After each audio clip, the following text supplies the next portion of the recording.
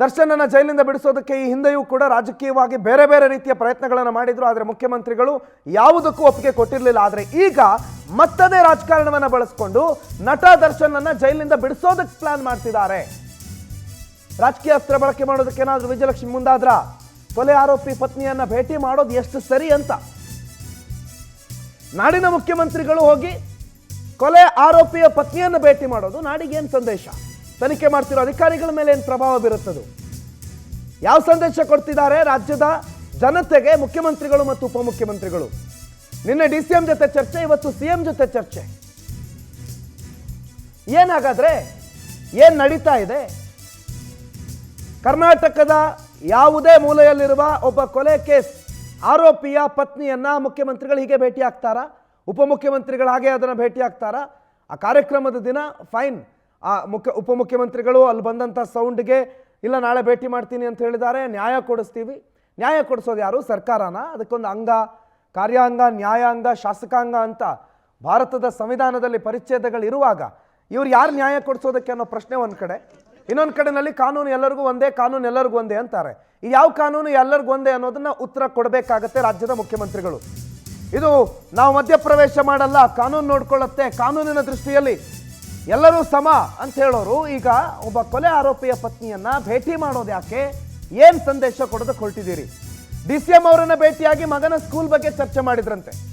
ಮಗನನ್ನ ಸ್ಕೂಲಿಗೆ ಸೇರಿಸುವ ವಿಚಾರಕ್ಕೆ ಬಾಮೈದ ದಿನಕರ್ ಅವರನ್ನ ಜೊತೆಗೆ ಪ್ರೇಮ್ ಅವರನ್ನ ಕರ್ಕೊಂಡು ಹೋಗಿರೋದು, 2 ಗಂಟೆ ಚರ್ಚೆ ಮಾಡಿರೋದು. ಈಗ ಮುಖ್ಯಮಂತ್ರಿಗಳನ್ನು ಭೇಟಿ ಮಾಡೋದಕ್ಕೆ ಪ್ಲಾನು. ಟೋಟಲ್ ಅರ್ಥ ಏನು? ಚಾರ್ಜ್ ಶೀಟ್ ಸಲ್ಲಿಕೆ ಆಗುತ್ತೆ. ಚಾರ್ಜ್ ಶೀಟ್ ಸಲ್ಲಿಕೆ ಆದ ಮೇಲೆ ಈ ಪ್ರಕರಣದ ಗಂಭೀರತೆ ಗೊತ್ತಾಗುತ್ತೆ. ಎಲ್ಲವೂ ಪೊಲೀಸರ ಮೇಲಿದೆ. ಪೊಲೀಸರಿಗೆ ಈಗ ರಾಜಕೀಯ ಪ್ರಭಾವ ಆದರೆ ಚಾರ್ಜ್ ಶೀಟ್ ಸಲ್ಲಿಕೆ ಆಗೋ ಸಂದರ್ಭದಲ್ಲಿ ದರ್ಶನ್ ಅವರಿಗೆ ಚಾರ್ಜ್ ಶೀಟ್ ಲೂಪ್ ಹೋಲ್ನಲ್ಲಿ ನೇರವಾಗಿ ಹೊರಗಡೆ ಕರ್ಕೊಂಡು ಬರೋದು, ಜಾಮೀನು ಕೊಡಿಸೋ ಪ್ಲಾನ್ ಯಾಕೆ ಆಗಿರಬಾರ್ದು? ಇದು ಯಾಕೆ ಆಗಿರಬಾರ್ದು ಅಂತ ಪತಿ ಜೈಲಲ್ಲಿರೋ ಸಂದರ್ಭದಲ್ಲಿ ಎಸ್ ಮಗನ ಎಜುಕೇಶನ್ ಇಂಪಾರ್ಟೆಂಟೇ ತಾಯಿಯಾಗಿ, ಬಟ್ ನೇರವಾಗಿ ಡಿ ಸಿ ಎಂ ಹತ್ರ ಹೋಗಿ ಮಗನ ಎಜುಕೇಶನ್ ಬಗ್ಗೆ, ಅದು ತನ್ನ ಪತಿಯ ಸಹೋದರನ ಜೊತೆಗೆ ಮತ್ತೊಬ್ಬರು ಪ್ರೇಮ್ ಅವ್ರ ಜೊತೆಗೆ ಅವ್ರನ್ನೆಲ್ಲ ಕರ್ಕೊಂಡು ಹೋಗಿ 2 ಗಂಟೆಗಳ ಕಾಲ ಮಗನ ಎಜುಕೇಶನ್ ಬಗ್ಗೆ, ಒಂದು ಸ್ಕೂಲಿಗೆ ಸೇರಿಸೋದ್ರ ಬಗ್ಗೆ, ಡಿ ಕೆ ಶಿವಕುಮಾರ್ ಅವರ ಶಾಲೆಗೆ ಸೇರುವ ಎಲ್ಲ ಮಕ್ಕಳ ಜೊತೆ, ಅವರ ಪೋಷಕರ ಜೊತೆ ಹಿಂಗೆ 2 ಗಂಟೆ ಸಮಯ ಕೊಡ್ತಾರಾ? ಹಿಂದೆ ಕೊಟ್ಟಿದ್ರಾ ಅಥವಾ ಮುಂದೇನು ನಾವು ಕೊಡ್ತೀನಿ ಅಂತೇನಾದರೂ ಹೇಳ್ತಿದ್ದಾರಾ? ಗೊತ್ತಿಲ್ಲ. ಇದೆಲ್ಲದರ ಬಗ್ಗೆ ಮುಖ್ಯಮಂತ್ರಿಗಳು ಉತ್ತರ ಕೊಡಬೇಕು, ಉಪಮುಖ್ಯಮಂತ್ರಿಗಳು ಉತ್ತರ ಕೊಡಬೇಕು. ರಾಜ್ಯ ಸರ್ಕಾರ ಯಾಕೆ ಈಗ ಮಣಿತಾ ಇದೆ ಅಂತ ಪ್ರಶ್ನೆ ಕೇಳಬೇಕಾಗತ್ತೆ. ಶಶಿಧರ್ ಈ ಬಗ್ಗೆ ಹೆಚ್ಚಿನ ಮಾಹಿತಿ ಕೊಡ್ತಾರೆ. ನ್ಯೂಸ್ ಡೆಸ್ಕ್ನಿಂದ ನೇರ ಸಂಪರ್ಕದಲ್ಲಿ ಜಾಯ್ನ್ ಆಗಿದ್ದಾರೆ. ಶಶಿಧರ್, ಕಾನೂನು ಎಲ್ಲರಿಗೂ ಒಂದೇ ಅನ್ನೋದು ಕೇವಲ ಬಾಯಿ ಮಾತುಗಾಗತ್ತೆ. ಇಲ್ಲಿ ಕೊಲೆ ಆರೋಪಿಯ ಪತ್ನಿಯನ್ನ ಭೇಟಿ ಮಾಡಿರೋದು ಒಂದು ಕಡೆ, ಸುಳ್ಳು ಹೇಳ್ಕೊಂಡು ಅದಕ್ಕೆ ಬಂದಿರೋದು ಅಂತ ನಮ್ಮ ದಾರಿ ತಪ್ಪಿಸೋದು ಮತ್ತೊಂದು ಕಡೆನಲ್ಲಿ, ಇವತ್ತು ಮುಖ್ಯಮಂತ್ರಿಗಳನ್ನು ಭೇಟಿ ಮಾಡೋದಕ್ಕೆ ಮತ್ತೊಂದು ಪ್ಲಾನು. ಇದು ಜಾಮೀನು ಕೊಡಿಸೋ ಪ್ರಯತ್ನ ಅಲ್ಲದೆ ಮತ್ತೇನು? ಪ್ರಣುತ್, ಮೊನ್ನೆ ತಾನೇ ರಾಮನಗರದಲ್ಲಿ ಚಾಮುಂಡಿ ತಾಯಿಯ ಅದ್ದೂರಿಯಾದಂಥ ಕರಗ ಮಹೋತ್ಸವ ನಡೀತೈತೆ. ಕರಗ ಮಹೋತ್ಸವದಲ್ಲಿ ಆ ಒಂದು ಕರಗ ಮಹೋತ್ಸವವನ್ನು ನೋಡೋದಕ್ಕೆ ಸುಮಾರು ಲಕ್ಷಾಂತರ ಜನ ಸೇರಿರ್ತಾರೆ. ಆ ಒಂದು ವೇದಿಕೆಯಲ್ಲಿ ಮುಖ್ಯಮಂತ್ರಿಗಳು, ಉಪಮುಖ್ಯಮಂತ್ರಿಗಳು, ಅದೇ ರೀತಿಯಾಗಿ ಕೂಡ ಕೆಲವೊಂದಷ್ಟು ಶಾಸಕರು ಮತ್ತು ಇಡೀ ರಾಜಕಾರಣಿಗಳು ಕೂಡ ಅಲ್ಲಿ ಭಾಗಿಯಾಗಿರ್ತಾರೆ. ಆ ಒಂದು ಸಂದರ್ಭದಲ್ಲಿ ಏನು ಬೆಂಗಳೂರಿನ ಉಸ್ತುವಾರಿ ಸಚಿವರಾದಂಥ ಡಿ ಕೆ ಶಿವಕುಮಾರ್ ಅವರು ಆ ಭಾಷಣವನ್ನು ಮಾಡಬೇಕಾದ್ರೆ ಅಲ್ಲಿನಂಥ ಸುಮಾರು ಜನ ಡಿ ಬಾಸ್ನ ಅಭಿಮಾನಿಗಳು ಆ ಡಿ ಕೆ ಶಿ ಭಾಷಣಕ್ಕೆ ಅಡ್ಡಿಪಡಿಸುವಂತೆ ಡಿ ಬಾಸ್ ಅಂತ ಹೇಳ್ಬಿಟ್ಟು ಘೋಷಣೆಯನ್ನು ಕೂಡ ಕೂಗ್ತಾರೆ. ಆಗ ಅವರಿಗೆ ಎಲ್ಲ ಒಂದು ಕಡೆ ಇರ್ಸು ಮುರ್ಸು ಆಗುತ್ತೆ, ಅಲ್ಲಿ ವೇದಿಕೆಯಲ್ಲಿ ಭಾಷಣ ಮಾಡೋದಕ್ಕೆ ಆಗೋದಿಲ್ಲ.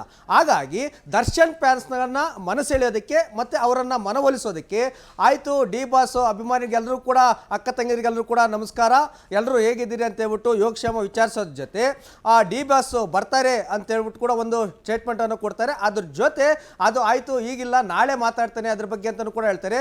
ಅದಾದ ನಂತರ ಅವರ ಪತ್ನಿ ವಿಜಯಲಕ್ಷ್ಮಿ ಅವರು ಕೂಡ ನನ್ನ ಟೈಮ್ ಕೇಳಿದ್ದಾರೆ, ಆಯಿತು ನಾಳೆ ಮಾತಾಡ್ತೀನಿ ಅಂತ ಹೇಳ್ಬಿಟ್ಟು ಒಂದು ಸಂದೇಶವನ್ನು ಬಹಿರಂಗ ಸಮಾವೇಶದಲ್ಲಿ ರವಾನೆಯನ್ನು ಕೂಡ ಮಾಡ್ತಾರೆ. ಅದೇ ರೀತಿಯಾಗಲೂ ಕೂಡ ನಿನ್ನೆ ನಟ ಪ್ರೇಮು ಮತ್ತು ವಿಜಯಲಕ್ಷ್ಮಿ ತಮ್ಮ ಇಬ್ಬರು ಕೂಡ ಸೇರಿ ಏನು ಸದಾಶಿವನಗರದಲ್ಲಿರುವಂಥ ಡಿ ಕೆ ಶಿ ನಿವಾಸದಲ್ಲಿ ಸತತ 2 ಗಂಟೆಗಳ ಕಾಲ ಒಂದು ಸಭೆಯನ್ನು ಕೂಡ ಮಾಡ್ತಾರೆ. ಆ ಸಭೆ ಆದ ನಂತರ ಆ ನಟ ಪ್ರೇಮ್ ಬಂದು ಒಂದು ಹೇಳಿಕೆಯನ್ನು ಕೂಡ ಕೊಡ್ತಾರೆ. ನಾವು ಬಂದಿರೋದು, ವಿಜಯಲಕ್ಷ್ಮಿ ಬಂದಿರೋದು ಯಾವುದೇ ಕಾರಣಕ್ಕೂ ಇಲ್ಲ, ನಾನು ಬೇರೆ ವೈಯಕ್ತಿಕ ಕಾರಣಕ್ಕೆ ಬಂದಿದ್ದೇನೆ ಅಂತ ಹೇಳ್ಬಿಟ್ಟು ನಟ ಪ್ರೇಮ್ ಅವರು ಹೇಳ್ತಾರೆ. ಆದರೆ ನಟ ಪ್ರೇಮು, ವಿಜಯಲಕ್ಷ್ಮಿ ಮತ್ತು ವಿಜಯಲಕ್ಷ್ಮಿ ತಮ್ಮ 3 ಜನ ಒಟ್ಟಿಗೆ ಬಂದಿದ್ದು ಕೂಡ ಕಣ್ಮುಂದೆ ಎಲ್ಲರೂ ಕೂಡ ದೃಶ್ಯಗಳಲ್ಲಿ ಕೂಡ ನೋಡಿದ್ದಾರೆ. ಅದಾದ ನಂತರ ವಿಜಯಲಕ್ಷ್ಮಿ ಕೂಡ ಬಂದು ಯಾವುದೇ ರೀತಿಯಾದ ಕೂಡ ಹೇಳಿಕೆ ಕೊಡೋದಕ್ಕೆ ಕೂಡ ಹೋಗೋದಿಲ್ಲ. ಅದಾದ ನಂತರ DCM ಬಂದು ಹೇಳಿಕೆಯನ್ನು ಕೂಡ ಕೊಡ್ತಾರೆ. ಆದರೆ ನಿನ್ನೆ ಅಲ್ಲ ಮೊನ್ನೆ ರಾಮನಗರದಲ್ಲಿ ಏನು ಮಾತಾಡಿದ್ರು ಬಹಿರಂಗ ಸಭೆಯಲ್ಲಿ, ಹೌದು ದರ್ಶನ್ ಪತ್ನಿ ಬಂದಿದ್ದಾರೆ, ನಾಳೆ ಮಾತಾಡ್ತೀನಿ, ಭೇಟಿಗೆ ಸಮಯ ಕೇಳಿದ್ದಾರೆ ಅಂತಲೂ ಕೂಡ ಹೇಳಿದರು. ಆದರೆ ನಿನ್ನೆ ಉಲ್ಟಾ ಹೊಡೆದಿದ್ರು. ಏನಂತಾರೆ ಭೇಟಿಯ ನಂತರ ಇಲ್ಲ ಅವರು ಪತ್ನಿ ಬಗ್ಗೆ ಏನು ಕೇಳಿಲ್ಲ, ದರ್ಶನ್ ಬಗ್ಗೆ, ಅವರ ಮಗ ಶಾಲೆಯ ಬಗ್ಗೆ ಮಾತ್ರ ಚರ್ಚೆ ನಡೆಸಿದ್ವಿ ಅಂತ ಹೇಳ್ಬಿಟ್ಟು ಉಲ್ಟಾ ಹೊಡೆದ್ರು. ಯಾಕೆ ಅಂತಂದರೆ ಅದಕ್ಕಿಂತ ಮುಂಚಿತವಾಗಿ ಮುಖ್ಯಮಂತ್ರಿಗಳು ಕೂಡ ಹೇಳಿಕೆಯನ್ನು ಕೂಡ ಕೊಟ್ಟಿದ್ರು. ಏನು ಜೂನ್ 9ನೇ ತಾರೀಕು ರೇಣುಕಾ ಸ್ವಾಮಿ ಕೊಲೆ ಆಗಿರುತ್ತೋ ಅದಾದ ನಂತರ ಇದೇ ಪ್ರಕರಣದಲ್ಲಿ ಸುಮಾರು 18 ಜನ ಈಗಾಗಲೇ ಜೈಲು ಬಂಧನದಲ್ಲಿದ್ದಾರೆ. ಮತ್ತು ಇದಕ್ಕೆ ಸಂಬಂಧಪಟ್ಟಂತೆ ಗೃಹ ಸಚಿವರು, ಮುಖ್ಯಮಂತ್ರಿಗಳು DK ಶಿವಕುಮಾರ್ ಅವರು ಕೂಡ ಹೇಳಿಕೆಯನ್ನು ಕೂಡ ಕೊಟ್ಟಿದ್ರು. ನಾವು ಯಾವುದೇ ಕಾರಣಕ್ಕೂ ಕೂಡ ಈ ವಿಚಾರದಲ್ಲಿ ಹಸ್ತಕ್ಷೇಪ ಮಾಡೋದಿಲ್ಲ, ನಿಷ್ಪಕ್ಷಪಾತವಾಗಿ ಪೊಲೀಸರು ತನಿಖೆಯನ್ನು ಮಾಡಲಿ, ಯಾರೇ ತಪ್ಪಿಸಿದ್ರು ಕೂಡ ಅವರಿಗೆ ಶಿಕ್ಷೆ ಆಗಲಿ ಅಂತ ಕೂಡ ಹೇಳಿಕೆಯನ್ನು ಕೊಟ್ಟಿದ್ರು. ಈಗೇನಾದರೂ DPANS ಮನವೊಲಿಸೋದಕ್ಕೇನಾದರೂ ಆಯಿತು, ದರ್ಶನನ್ನು ಬಿಡುಗಡೆ ಮಾಡಿಸೋದಕ್ಕೆ, ಇಲ್ಲ ಅವರಿಗೆ ಮೂಲಭೂತ ಸೌಕರ್ಯವನ್ನು ಒದಗಿಸೋದಕ್ಕೆ ನಾವು ಅವ್ರ ಪರ ಇದ್ದೇವೆ ಅಂತ ಏನಾದರೂ ಕೊಟ್ಟರೆ, ಆರೋಪಿಗಳ ಪರ ಸರ್ಕಾರ ಇದೆಯಾ ಅಂತ ಹೇಳ್ಬಿಟ್ಟು ಕೆಟ್ಟ ಸಂದೇಶ ರವಾನೆ ಆಗುತ್ತೆ. ಹಾಗಾಗಿ ಮುಜುಗರದಿಂದ ತಪ್ಪಿಸ್ಕೊಳ್ಳೋದಕ್ಕೆ ನಿನ್ನೆ DKಶಿ ಅವರು ಒಂದು ರೀತಿಯಂತ ಹೇಳಿಕೆಯನ್ನು ಕೊಟ್ಟಿದ್ರು. ಮೊನ್ನೆ DPANSಗಳನ್ನು ಅವರ ಫ್ಯಾನ್ಸ್ಗಳನ್ನು ಮನವೊಲಿಸೋದಕ್ಕೆ ಅದೇ ರೀತಿಯಾಗಿ ಕೂಡ ನಾನು ಮಾತಾಡ್ತೇನೆ, DPANS ಬರ್ತಾರೆ ಅಂತಲೂ ಕೂಡ ಹೇಳಿದರು. ಇದರ ಉದ್ದೇಶ ಏನಂತಂದರೆ ಚನ್ನಪಟ್ಟಣದಲ್ಲಿ ಇನ್ನು ಕೆಲವೇ ದಿನಗಳಲ್ಲಿ ಮಾತ್ರ ಒಂದು ಬೈ ಎಲೆಕ್ಷನ್ ಇದೆ. ಆ ಒಂದು ರಾಮನಗರ, ಚನ್ನಪಟ್ಟಣ, ಮಂಡ್ಯ, ಮೈಸೂರು ಭಾಗದಲ್ಲಿ ದರ್ಶನ್ಗೆ ಸೇರಿದಂತೆ ಸುಮಾರು ಲಕ್ಷಾಂತರ ಜನ ಅಭಿಮಾನಿಗಳಿದ್ದಾರೆ. ಒಂದು ವೇಳೆ ದರ್ಶನ್ಗೆ ಏನಾದರೂ ಈ ಪ್ರಕರಣದಲ್ಲಿ ನಾವು ಸಹಕಾರ ಮಾಡಿಲ್ಲ ಅಂದರೆ DPANS ನಮ್ಮ ವಿರುದ್ಧವಾಗಿ ವೋಟ್ ಹಾಕ್ತಾರೆ ಅನ್ನೋ ಮಾಹಿತಿ ಕೂಡ DKಶಿಗೆ ಗೊತ್ತಿದೆ. ಯಾಕಂತಂದರೆ ಚನ್ನಪಟ್ಟಣದಲ್ಲಿ ಸ್ವತಃ DK ಶಿವಕುಮಾರ್ ಅವರೇ ಕಣಕ್ಕಿಳಿಯೋದು ಕೂಡ ಪ್ಲಾನ್ ಹಾಕಿದ್ದಾರೆ. ಒಂದು ವೇಳೆ ಏನಾದರೂ ಅವರು DPANS ಪರ ನಿಂತಿಲ್ಲ ಅಂತಂದರೆ ಅವರು ದರ್ಶನ್ ಅಭಿಮಾನಿಗಳು ಎಲ್ಲ ಒಂದು ಕಡೆ ಚುನಾವಣೆ ಕೂಡ ಸಹಕಾರ ಮಾಡೋದಿಲ್ಲ. ಹಾಗಾಗಿ ಅವರ ಅಭಿಮಾನಿಗಳನ್ನು ಮನಸೆಳೆಯೋದಕ್ಕೆ ಒಂದು ಹೇಳಿಕೆಯನ್ನು ಕೂಡ ಕೊಟ್ಟಿದ್ರು. ನಿನ್ನೆ ಮಾಧ್ಯಮಗಳನ್ನು ದಿಕ್ಕು ತಪ್ಪಿಸೋದಕ್ಕೆ ಒಂದು ಹೇಳಿಕೆಯನ್ನು ಕೊಟ್ಟಿದ್ದಾರೆ. ಆಗ ಈಗ ದರ್ಶನ್ ಪತ್ನಿ ಮುಖ್ಯಮಂತ್ರಿಗಳ ಭೇಟಿಗೆ ಕೂಡ ಸಮಯವನ್ನು ಕೂಡ ಕೇಳಿದ್ದಾರೆ.